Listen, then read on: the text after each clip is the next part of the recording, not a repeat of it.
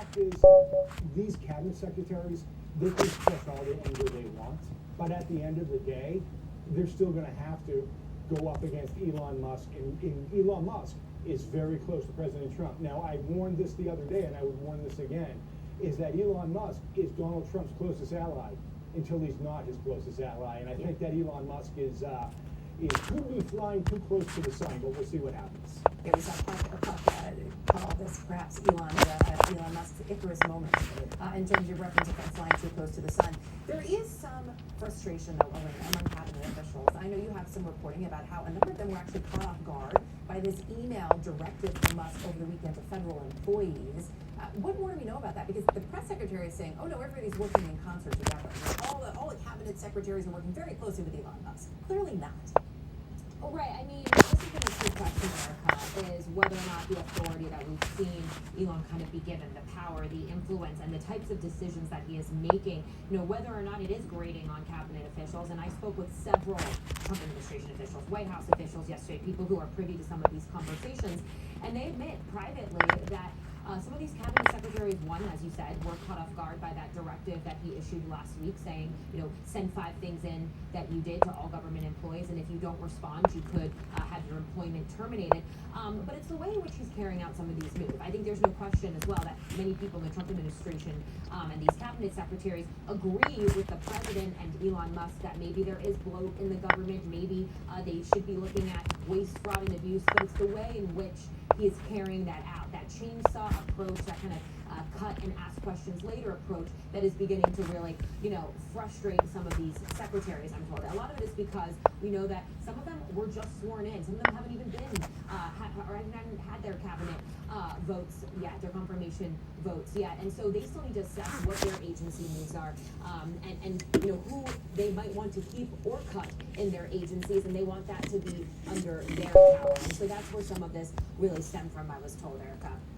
And Mark, when we look at that too, there's the cabinet level, but then there are lawmakers, right, who are weighing in, maybe not as publicly, although we did hear a little bit from Senator Tillis, talking to Manu about how they feel in terms of Elon Musk's involvement and perhaps the speed at which he is moving forward with things. Is that starting to have a broader impact in Washington? Look, we started to hear. We know that Congress is back home right now, so we know that constituents are telling their lawmakers, you are starting to hear this drumbeat of anger against Elon Musk. But what's interesting is you're not necessarily hearing from House members who are more susceptible to Donald Trump primarying them, running someone against them, if they don't fall in line behind him, than say United States senators who have 6-year terms. So that's why you're seeing U.S. senators like Lisa Murkowski or Susan Collins, who have come out, both Republicans, who have come out and expressed their anger about Elon Musk. But I'll say one thing about this cabinet meeting, which I think is going to be fascinating. 2 people that we should be looking for and see how they act. One, of course, is J.D. Vance, because he is supposed to be the number 2 for President Trump. So as Lena was talking about earlier, let's see what the dynamics of where J.D. Vance is. And number 2, let's see what Doug Burgum, what his role is today and going forward. Doug Burgum's somebody who actually talked a lot about overhauling the federal government. Actually had conversations with him when he was running for president, just as we were sitting around talking about policy issues. And Doug Burgum was somebody who really wanted to go in and try to transform the federal government. So he's somebody who quietly should be doing a lot of work right now behind the scenes. We just haven't heard much from him. All right, we'll be watching for all of that. Elena, Mark, stick around as we wait for this to begin. I also want to bring in, Leon Panetta, who, of course, was Defense Secretary, CIA Director under President Obama, also served as Chief of Staff under President Clinton. Good to see you, as always. As we wait for this event to begin, I'm curious, Mark just said what he's sort of looking at in this moment. Who are you watching most closely in terms of these cabinet members as this administration really begins to take shape in its first month? Well, look, the role of the cabinet has changed in the last number of years. There was a time, obviously, when the president used to quietly sit down with the cabinet and really develop policy with them, allow them to speak, really become advisors to the president. In many ways, what happens at these cabinet meetings is essentially a press event in which the press goes in, the president delivers a message, everybody kind of says great things about what's happening, and that's it.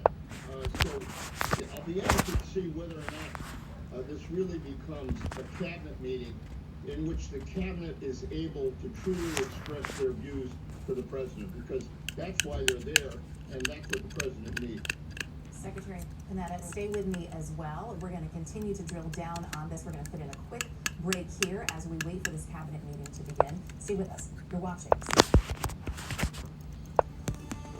Amid upheaval and sweeping changes, The President of the United States. Trump heads to Capitol Hill to share what's next. Follow CNN for complete coverage and in-depth analysis. The presidential address to Congress, Tuesday at 8 on CNN.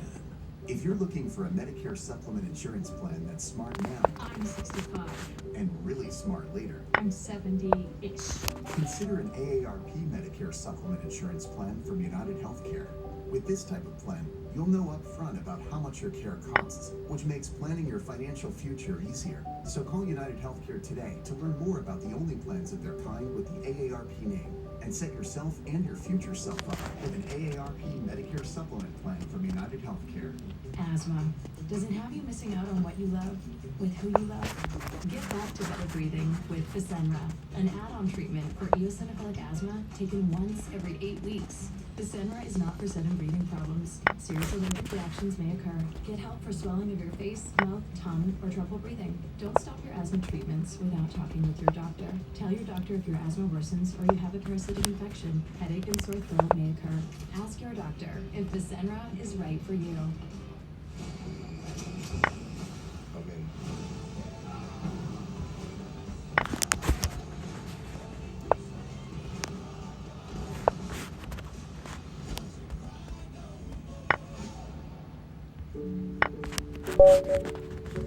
Sonia, Erlene, and Marsha are among the thousands of real women living with metastatic breast cancer doing what they love and taking Ibrance.